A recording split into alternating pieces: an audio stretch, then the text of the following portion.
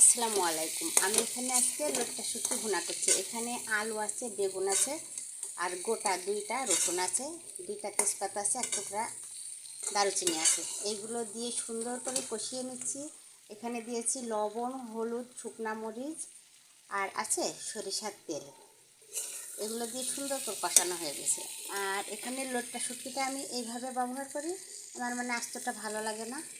এটা এখন দিয়ে দিব, দিয়ে এটা সুন্দর করে ভুনা করে নিব। এটা কিন্তু ভর্তা না। আর লোটটা শুটকিতে অবশ্যই একটু ঝালের পরিমাণ বেশি হলে ভালো হয়। এটা খেতে কিন্তু দারুণ লাগে। আপনারা এইভাবে অবশ্যই ট্রাই করতে পারেন লোটটা শুটকিটা। ভিতরে আছে ধনিয়ার গুঁড়া, জিরার গুঁড়া, আদার গুঁড়া, এইগুলা দিয়ে সুন্দর করে ভেজে ভেজে কষিয়ে নেব। এখানে কিন্তু পানি দিইনি, শুকনায় কষাতে হবে।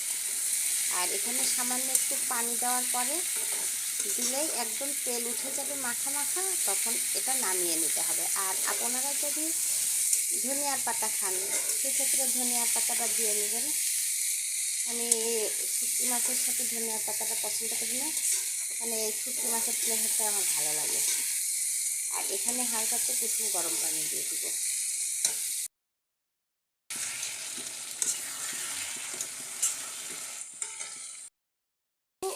কিছু রসুন আর একটা এলাচ বেটে দিয়েছি, মানে কিছু রসুন আস্ত দিয়েছি। আপনারা এইভাবে লোটটা শুটকিটা রান্না করে খেয়ে দেখবেন, এটা খেতে কিন্তু দারুণ লাগে গরম ভাতের সাথে।